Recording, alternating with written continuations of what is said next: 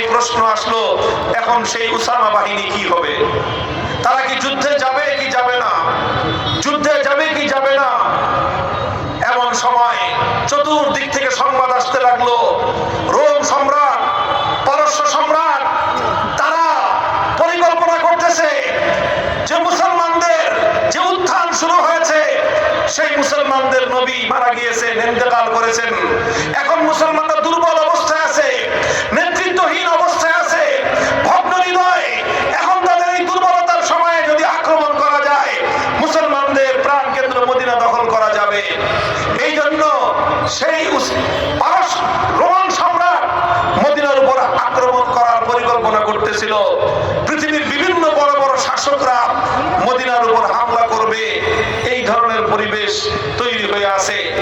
মুহতারাম হাজিরিন, মদিনায় তখন আল্লাহর নবীর সকল বিবিগণ বিদ্যমান, যারা উম্মাহাতুল মুমিনিন, তাদের নিরাপত্তার প্রশ্ন ছিল যে আল্লাহর নবীর ইন্তেকালের পরে নবীর স্ত্রীরা, উম্মতের মা, এই উম্মতের মায়েদের জান মাল ইজ্জত আবরুর নিরাপত্তা নিশ্চিত করা উম্মতের জন্য সবচেয়ে গুরুত্বপূর্ণ চ্যালেঞ্জ ছিল। এই সময়ে মদিনার উপর যেন কেউ হামলা চালাতে না পারে, মুসলমানদের মা, আল্লাহর নবীর স্ত্রীদের সম্মান রক্ষা করা, তাদের ইজ্জত রক্ষা করা সবচেয়ে গুরুত্বপূর্ণ প্রশ্ন ছিল। এই সময়ে প্রশ্ন আসলো, এখন উসামার বাহিনী রওনা করবে কি করবে না? এদিক দিয়ে যাকাত অস্বীকারীরা তারা মাথা চারা দিয়ে উঠলো, ওদিক দিয়ে ভণ্ড নবীরা মাথা চারা দিয়ে উঠতে আরম্ভ করলো, ওদিক দিয়ে রোম সাম্রাজ্য চোখ তুলে তাকালো মদিনার দিকে। বড় বড় রাষ্ট্রগুলো, বড় বড় শক্তিগুলো মদিনার দিকে চোখ তুলে তাকাচ্ছে, মদিনাকে দখল করা যায় কিনা। এমন সময় প্রশ্ন আসলো, উসামার বাহিনী এখন কি করবে? অধিকাংশ মানুষের পরামর্শ ছিল যে এই সময়ে মদিনার নিরাপত্তা নিশ্চিত করা বেশি জরুরি, কাজী উসামার বাহিনী এখন রওনা করা ঠিক হবে না। এখন আগে আমরা মদিনার নিরাপত্তা নিশ্চিত করি, মদিনাকে আগে নিরাপদ রাখি, এরপরে আস্তে আস্তে আমাদের এই যুদ্ধ পরিচালনা করা যাবে। আবু বকর সিদ্দিক রাদিয়াল্লাহু তাআলা আনহু, যিনি নম্র কোমল হৃদয়ের মানুষ ছিলেন, কিন্তু এই তিন ক্ষেত্রে ভণ্ড নবীদের ফিতনার মোকাবেলা, যাকাত অস্বীকারীদের ফিতনার মোকাবেলা এবং দূর দূরান্ত থেকে যারা সোনার মদিনার উপর আক্রমণ করার জন্য লোভতুর দৃষ্টি নিয়ে তাকাচ্ছে, তাদের এই ফিতনার মোকাবেলা করবার জন্য উসামা বাহিনীকে প্রেরণ করার এই কঠিন সিদ্ধান্ত, এই সিদ্ধান্ত গ্রহণ করবার ক্ষেত্রে আবু বকর সিদ্দিক রাদিয়াল্লাহু তাআলা আনহু, যিনি মোমের মতো নরম মানুষ ছিলেন, তিনি লৌহ কঠিন সিদ্ধান্ত গ্রহণ করলেন, লৌহ কঠিন সিদ্ধান্ত নিলেন। হযরতে আবু বকর সিদ্দিক রাদিয়াল্লাহু আনহু ঘোষণা করলেন, আমার নবী ইন্তেকালের আগে জীবনের অন্তিম সময়ে নিজের হাতে জিহাদের যেই ঝান্ডা নিজে বেঁধেছেন, আবু বকর সেই ঝান্ডা থেকে সেই পতাকা খুলতে পারে না। সুতরাং হে মদিনার সাহাবীরা, শুনে দেখো, তোমরা যদি কেউ উসামার নেতৃত্বে যুদ্ধে যেতে সাহস না করো, আমি আল্লাহর নামের শপথ করে বলছি, উসামা একা কমান্ডার এবং আমির হয়ে যুদ্ধে যাবে। কেউ না গেলে আবু বকর সিদ্দিক একা তার মামুর এবং তার অধীনস্থ সৈনিক হয়ে যুদ্ধে যাবে। আমরা দুজন হলো এই যুদ্ধের ঝান্ডা, এই যুদ্ধের অভিযান চলছেই চলবে।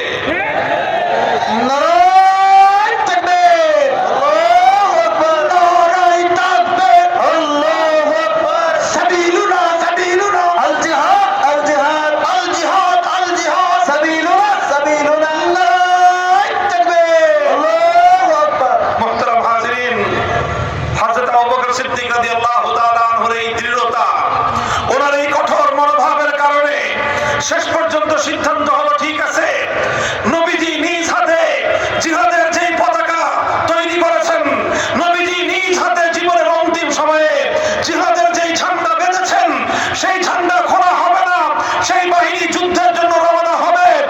আল্লাহর রহমতে, নবীর সিদ্ধান্তের বরকতে, নবীর বাহিনী প্রেরণ করার বরকতে আল্লাহ পাক উম্মতকে হেফাজত করবেন। উসামার বাহিনী রওনা হয়ে গেল, উসামার লস্কর রওনা হয়ে গেল, জয়শে উসামা জিহাদের অভিযানে বের হয়ে গেল। এই অভিযানে বের হওয়ার সাথে সাথে গোটা আরব বিশ্ব সহ বহির শক্তিগুলোর অন্তরের মধ্যে এক ভীতির তৈরি হয়ে গেল। যারা করছিল মুসলমানরা দুর্বল হয়ে গেছে, যারা মনে করছিল মুসলমানরা এখন নেতৃত্ব শূন্য, যারা মনে করছিল মুসলিম জাতির নবীজির ইন্তেকালের পরে এখন তারা ভীরু এবং তারা দুর্বল হয়ে গিয়েছে, তাদের ভুল ভেঙে গেল যে না, এই জাতি তো সেই জাতি না যে তারা তাদের নবীর ইন্তেকালে তারা ভীত হয়ে গেছে। এই জাতি সেই জাতি নয় যারা তাদের নবীর ইন্তেকালের পর নেতৃত্ব শূন্য হয়ে গিয়েছে।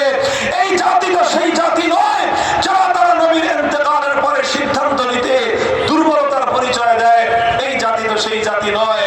এখন তো তারা দেখা যাচ্ছে নিজেদের ঘর সামলায় তারা এখন অন্যের উপর আক্রমণ পরিচালনা করার জন্য রণাঙ্গনে জিহাদের কাফেলা প্রেরণ করে। সুতরাং যেই সকল পরাশক্তি অপশক্তি মদিনার দিকে চোখ তুলে তাকাবার দুঃসাহস করছিল, তাদের সকলের দৃষ্টি অবনত হয়ে গেল, ভয়ে ভীত সন্ত্রস্ত হয়ে গেল। সে ভাবছিলাম মদিনায় আক্রমণ করা যাবে, ওরে বাপরে বাপ, মুসলমানরা দেখা যায় আগের চেয়ে আরো বেশি শক্তিমান হয়েছে, তাদের জোশ এবং জজবাতি আরো বেশি বেড়ে গেছে। জাইশে উসামা প্রেরণ করা, এটা হযরত আবু বকর সিদ্দিক রাদিয়াল্লাহু তাআলা আনহুর এমন একটা সিদ্ধান্ত ছিল যে এক সিদ্ধান্তের মাধ্যমে সারা দুনিয়া ঠান্ডা হয়ে গেছে। এক সিদ্ধান্তের মাধ্যমে সমস্ত শক্তির সমস্ত শত্রুর চোখ নিচে নেমে গিয়েছে। এক সিদ্ধান্তের মাধ্যমে সমস্ত শত্রুকে কঠিন বার্তা দেওয়া হয়েছে, খবরদার সোনার মদিনার দিকে যদি কেউ চোখ তুলে তাকাও, আবু বকর তার চোখ উপড়ে ফেলবে। ভাই, গুরুত্বপূর্ণ সময়ে সাহসী সিদ্ধান্ত নিতে হয়, তলমুড়ো করা চলবে না। দুর্বলতা ভীতি প্রদর্শন করলে শত্রু আপনার ঘাড়ে চেপে বসবে। আবু বকর সিদ্দিক রাদিয়াল্লাহু আনহু এই ঐতিহাসিক সিদ্ধান্তের মাধ্যমে উম্মত এটা বুঝতে পেরেছে। যাকাত অস্বীকারীদের মাধ্যমে আবু বকর সিদ্দিক কঠোর সিদ্ধান্ত গ্রহণ করলেন। তিনি বললেন, আল্লাহি লা মানাউনি ইকাদান কানু ইউআদ্দুনাহু ইলা রাসূলিল্লাহি সাল্লাল্লাহু আলাইহি ওয়াসাল্লাম লামানাতু লাকাদানতুহুম আলা মানিহা। আমার নবীর যুগে যেই ব্যক্তি উট যাকাত দেওয়ার সময় উটের গলায় একটা রশি বেঁধে দিত, আর যদি সে মনে করে নবীজি নাই, সুতরাং আমি আবু বকরকে এখন শুধুমাত্র উট দিব, উটের গলার রশি দেওয়ার দরকার কি? খবরদার মনে রেখো, আমার নবী ইন্তেকাল করেছেন, ইসলাম ইন্তেকাল করে নাই। নবীজি দুনিয়া থেকে বিদায় নিয়েছেন, নবীর আদর্শ দুনিয়া থেকে বিদায় নেয় নাই, দ্বীন দুনিয়া থেকে বিদায় নেয় নাই। আমার নবী দ্বীনকে যে অবস্থায় রেখে গিয়েছেন, নবীর দ্বীনের উটের গলা থেকে একটা রশি খুলবার যদি কেউ দুঃসাহস করে, আবু বকর সিদ্দিক তার বিরুদ্ধে যুদ্ধের ঘোষণা করবে।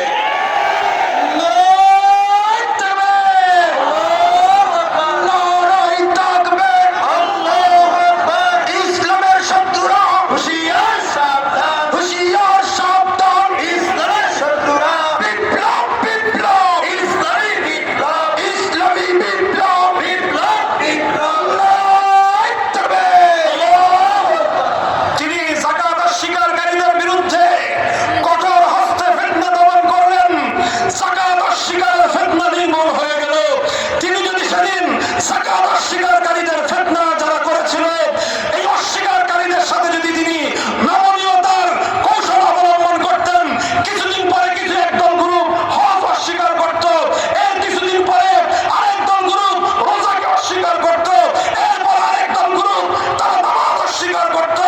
আবু বকর সিদ্দিক সূচনাতেই কঠোর হস্তে ফিতনার দুয়ার বন্ধ করে দিয়ে কঠিন পয়গাম দিয়েছিলেন, ইসলামের মৌলিক বিধানের ক্ষেত্রে কেউ যদি কোনো ধরনের শিথিলতা প্রদর্শন করে, আজ করো, কাল করো, কিয়ামত পর্যন্তের জন্য উম্মতের নেতৃত্বের জন্য একটাই বার্তা, ইসলামের মূল বিষয়ের উপর যারা আঘাত করতে আসবে তাদের বিরুদ্ধে লড়াই হবে, লড়াই হবে, লড়াই হবে।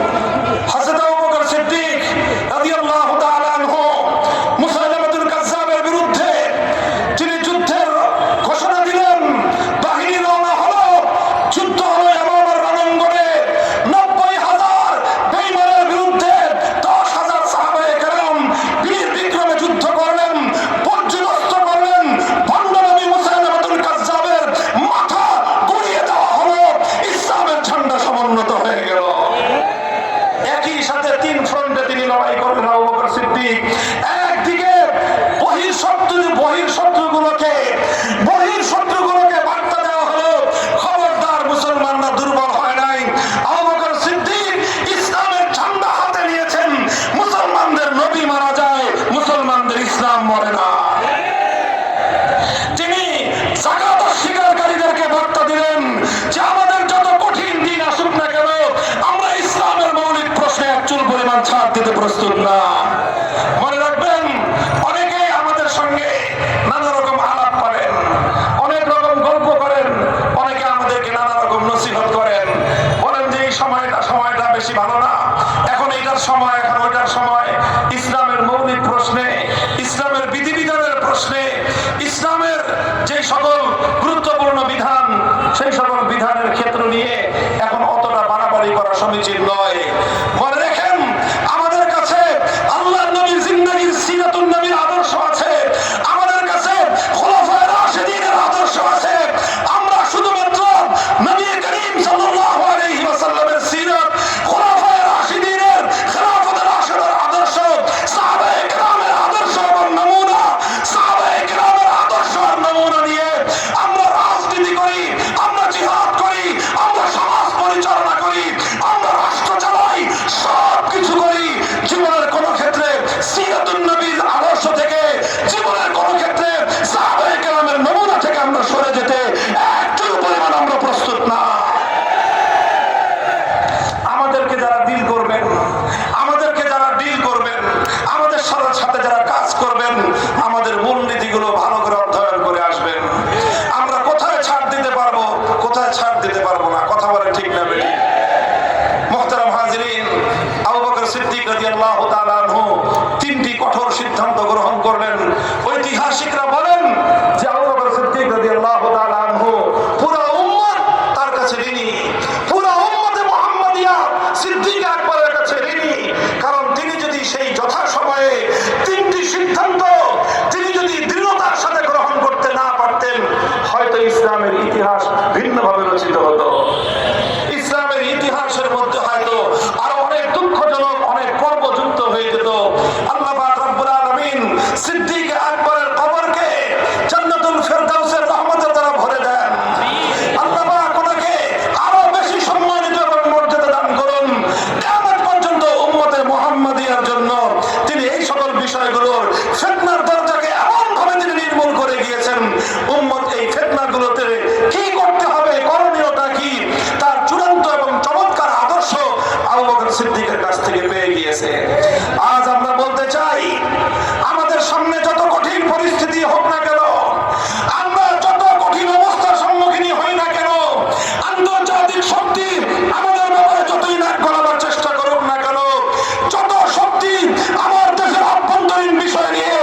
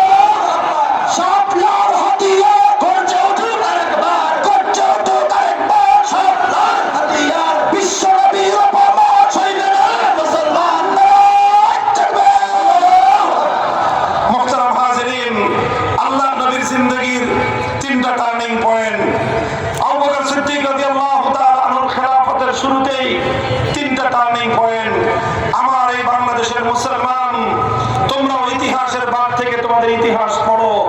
আমাদের এই জমিন, এই ভূখণ্ড, এই পবিত্র জন্মভূমি, আমরা ইতিহাসের ঠিক এমনই দুটো বাঁক অতিক্রম করে তৃতীয় বাঁকের সম্মুখীন আমরা। সিদ্ধান্ত নিতে ভুল করা যাবে না। আমাদের প্রথম বাঁক ছিল ইতিহাসের, যেটা আমাদের পূর্বপুরুষরা করেছেন, সেটা হলো আমাদের পূর্বপুরুষরা হিন্দুত্ববাদের আধিপত্যকে মেনে নেন নাই। আমাদের পূর্বপুরুষরা হিন্দুত্ববাদের আধিপত্যকে কোনোদিন এই জমিনে বরদাস্ত করে নেন নাই। বলবেন হুজুর কিভাবে এই কথা বললেন? আমি বলবো তোমরা ইতিহাস পড়ো। 1905 সালে আমার পূর্বপুরুষ, তোমার পূর্বপুরুষ এই মুসলিম জাতিসত্তার ভিত্তিতে মুসলমানদের মাথা উঁচু করে দাঁড়াবার স্বার্থে, মুসলমানদের স্বকীয় জাতিসত্তা গঠন করবার অভিপ্রায়ের ইচ্ছা নিয়ে কলকাতার দাদাবাবুদেরকে সালাম জানিয়ে ওদেরকে আধিপত্য খর্ব করে ঢাকার নেতৃত্বে পূর্ব বাংলার উত্থানের জন্য বাংলাকে বিভক্ত করে আলাদা স্বাধীন প্রদেশ গড়ে তুলেছিল। 1905 সালে বঙ্গভঙ্গ হলো, কিন্তু হিন্দুত্ববাদীরা, মুসলমানরা জেগে উঠুক, মুসলমানরা স্বনির্ভর হোক, মুসলমানরা স্বকীয় নেতৃত্বের গুণে তারা বলিয়ান হোক, হিন্দু উগ্রবাদীরা কোনোদিন সেটাকে বরদাস্ত করে নেয় নাই।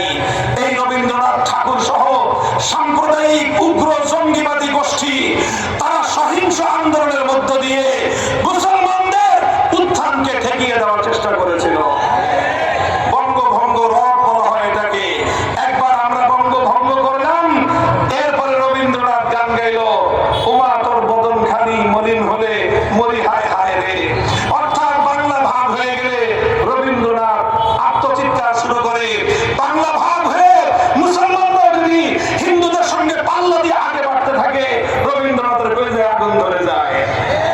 রবীন্দ্রনাথ বাংলাদেশের মুসলমানদের উত্থান চায় নাই। রবীন্দ্রনাথ ঠাকুর বাংলার মুসলমানদের উত্থানের বিরুদ্ধে কবিতা রচনা করেছিল। ওটা হলো রবীন্দ্রসঙ্গীত। ইতিহাসের দুর্ভাগ্য আমাদের, ইতিহাসের দুর্ভাগ্য আমাদের, এ জাতির কপালে দুর্ভাগ্য। যেই রচনা, যে সঙ্গীত, রবীন্দ্রসঙ্গীত তৈরি হয়েছিল মুসলমানদের উত্থান রোধ করার জন্য, যে সঙ্গীত রচিত হয়েছিল মুসলমানদের ঢাকা বিশ্ববিদ্যালয় প্রতিষ্ঠার সংগ্রামকে কলুষিত করবার জন্য, যে সঙ্গীত রচিত হয়েছিল এই বাংলার মুসলমানরা মাথা উঁচু করে দাঁড়াবার জন্য, সেই সঙ্গীত যেটা মুসলমানদের বিরুদ্ধে রচিত হলো, যেই সঙ্গীত এই বাংলার বিরুদ্ধে রচিত হয়েছিল, পরবর্তী অযোগ্য অযোগ্য নেতারা, অযোগ্য নেতৃত্ব, দেশ বিরোধী, জাতি বিরোধী, জাতির স্বাধীনতা বিরোধী, জাতির ঐতিহ্য বিরোধী কুলাঙ্গার গোষ্ঠী সেই রবীন্দ্রসঙ্গীতকে বাংলাদেশের জাতীয় সঙ্গীতের মর্যাদা দিয়ে দেশ এবং জাতিকে কলঙ্কিত করেছে। আজ এই কথাগুলো আমাদেরকে বলতে হচ্ছে। এটা আমাদের ঐতিহাসিক প্রশ্ন। কোন একটা দেশের জাতীয় সঙ্গীত সেই দেশের চেতনা পরিপন্থী হতে পারে না। জাতীয় সঙ্গীত হবে সেই জাতির চেতনার বাহী, সেই জাতির চেতনার ধারক বাহক হতে হবে। আজ আমাদের কাদের উপর রবীন্দ্রসঙ্গীতকে যেটাকে চাপিয়ে দেওয়া হয়েছে জাতীয় সঙ্গীত হিসেবে, আমরা তার ঐতিহাসিক প্রেক্ষাপট আলোচনা করে বলতে পারি এই সঙ্গীত আমাদের জাতীয় চেতনার বাহী নয়, বরং এই সঙ্গীত আমাদের জাতীয় ঐতিহ্যের সঙ্গে সরাসরি সাংঘর্ষিক। কাজে আজ নতুন বন্দোবস্তের বাংলাদেশে আমরা সবকিছু নতুন চাই। একটি বাংলাদেশের শত শত বছরের ইতিহাস এবং ঐতিহ্যকে ধারণকারী একটি নতুন জাতীয় সঙ্গীত চাই আমরা। মোহতারাম হাজিরিন, বলতেছিলাম সেই 1905 সালে যখন তারা আমাদের বিরুদ্ধে ষড়যন্ত্র করে স্বাধীন পূর্ব বাংলার স্বকীয় উত্থানের বিরুদ্ধে ষড়যন্ত্র করেছিল, 1947 সালে আমাদের পূর্বপুরুষরা দাঁত ভাঙা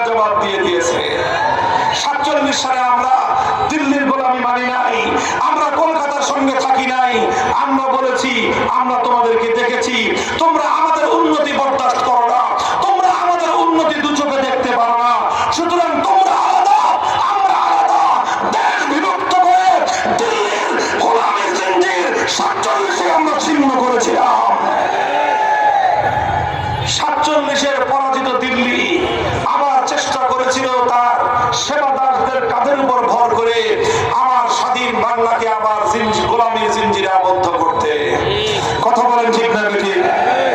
1971 সালে ছিল আমাদের দ্বিতীয় টার্নিং পয়েন্ট। সেই দ্বিতীয় টার্নিং পয়েন্টে আমার বাংলাদেশ সঠিক সিদ্ধান্ত গ্রহণ করেছিল। পশ্চিম পাকিস্তানি খান পাঠানদের সঙ্গে আমরা একটা জাতীয় স্বার্থ নিয়ে ঐক্যবদ্ধ হয়েছিলাম। আমাদের কাছে ছিল ইসলামের স্বার্থ, আমাদের কাছে ছিল উম্মার স্বার্থ, আমাদের কাছে ছিল আমাদের হাজার বছরের পূর্বপুরুষদের ইচ্ছা, অভিপ্রায়, তাদের আকাঙ্ক্ষা এবং তাদের প্রত্যাশা যে আমরা আল্লাহর কোরআনের আইনের দ্বারা শাসিত হতে চাই।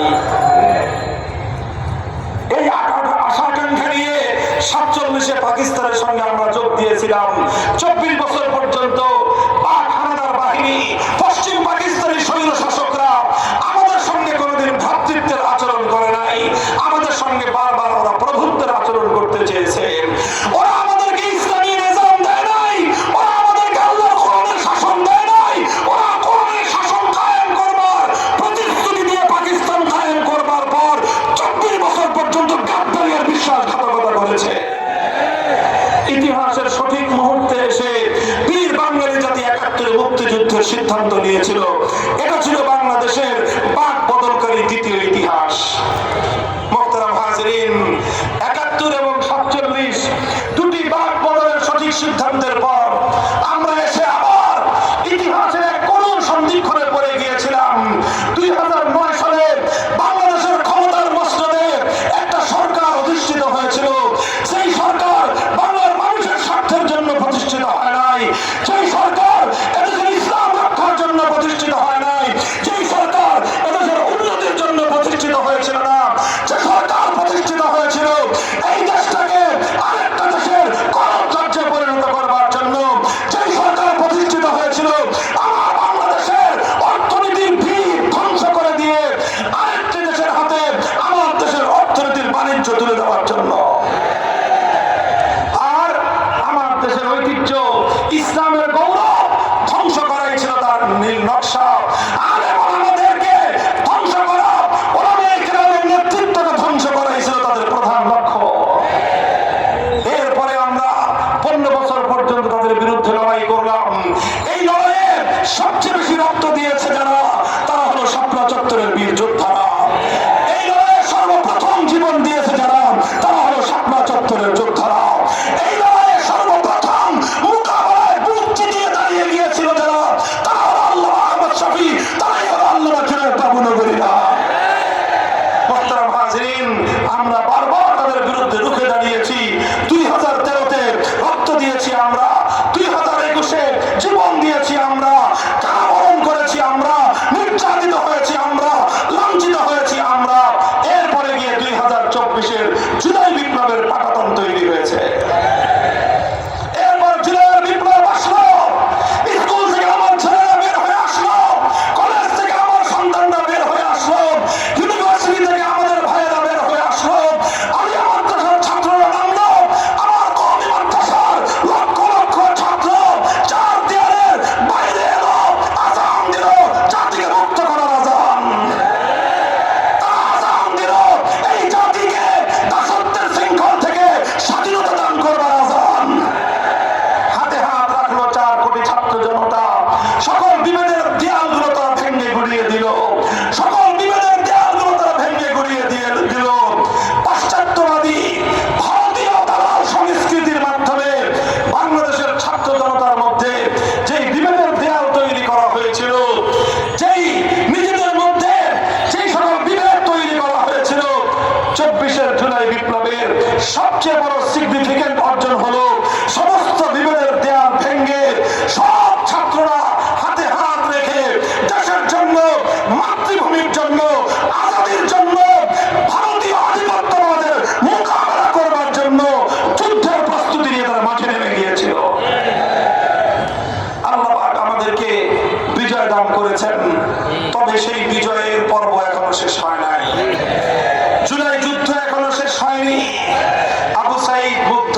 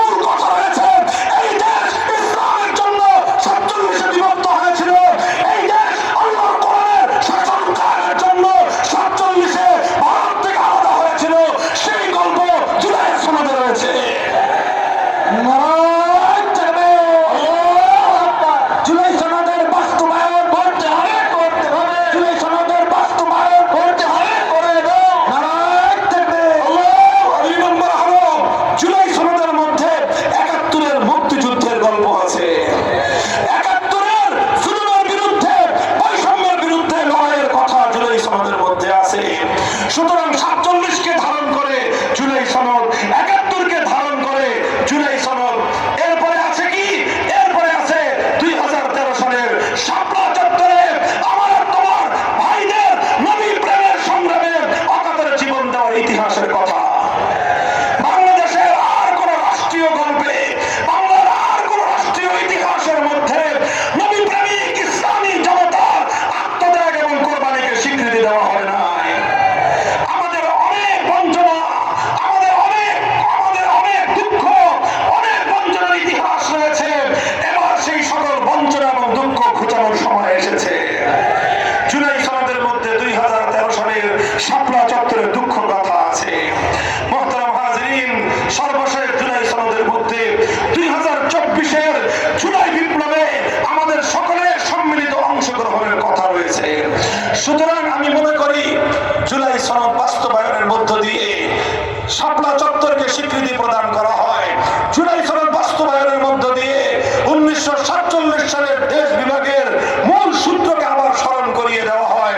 জুলাই সনদের মাধ্যমে এই দেশটা 47-এ কেন দিল্লির অন্তর্ভুক্ত হলো না, কেন ভারতবর্ষের অন্তর্ভুক্ত হলো না, কেন 47 সালে এই দেশটা ভারত থেকে আলাদা থাকলো, সেই ইতিহাস স্মরণ করায় দিবে যুগ যুগান্তর পর্যন্ত জুলাই সনদ।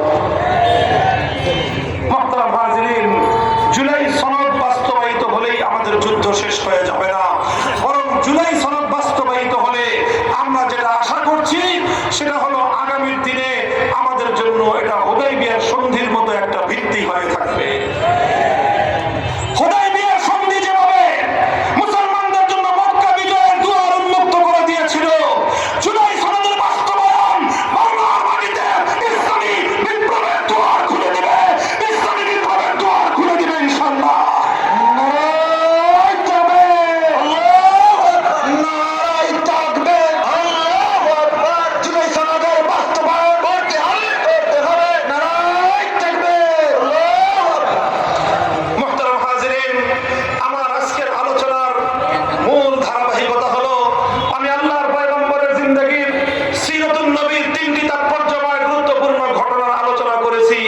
শিক্ষার্থী বন্ধুগণ, স্টুডেন্ট ভাইরা, ছাত্র তালেবে ইলম, জ্ঞান গবেষণা যারা করেন, ইতিহাসের পাঠক যারা, তারা আল্লাহর নবীর জিন্দেগীর গুরুত্বপূর্ণ এই 3টি টার্নিং পয়েন্ট বিশেষ বিবেচনা করবেন। এরপরে আবু বকর সিদ্দিক রাদিয়াল্লাহু তাআলা আনহুর জীবন থেকে 3টি তাৎপর্যময় ঘটনার সাদৃশ্য আমি তার সঙ্গে দেখিয়েছি। এই দুই বিষয়কে, ইতিহাসের 2টি পর্বকে সামনে রেখে আমি আমার জাতির 3টি গুরুত্বপূর্ণ ইতিহাসকে সামনে আনলাম। 1 নম্বর হলো ভারতীয় আধিপত্যবাদ থেকে 1905 সাল থেকে 1947 পর্যন্ত দীর্ঘ সংগ্রামের মধ্য দিয়ে ভারতীয় আধিপত্যবাদ, হিন্দুত্ববাদ থেকে মুক্ত হয়ে স্বাধীন স্বকীয় মুসলিম জাতিসত্তার বিকাশ এবং উন্মেষ ঘটাবার ইতিহাস। এটা হলো প্রথম টার্নিং পয়েন্ট। এক্ষেত্রে আমরা সফল ইতিহাস রচনা করেছি।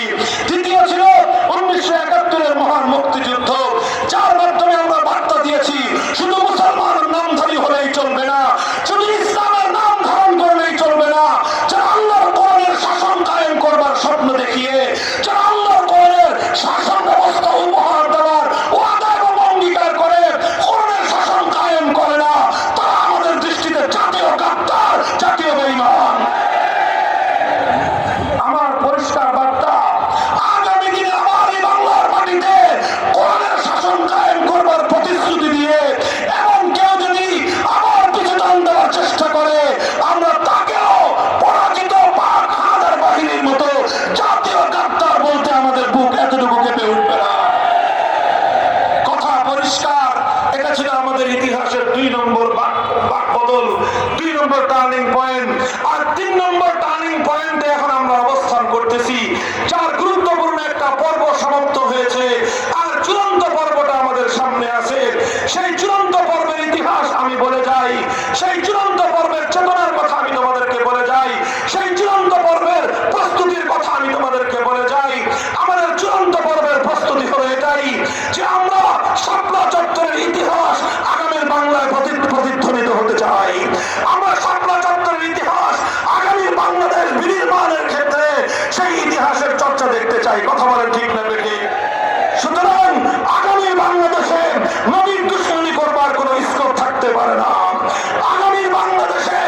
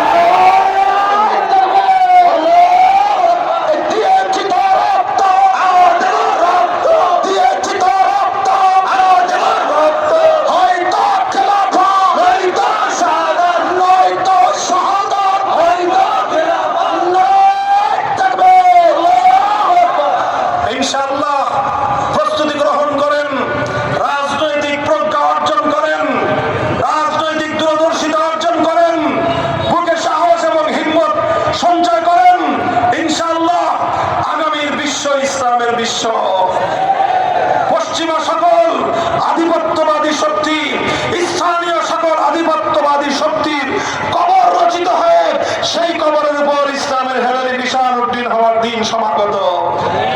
নাসরুম মিনাল্লাহি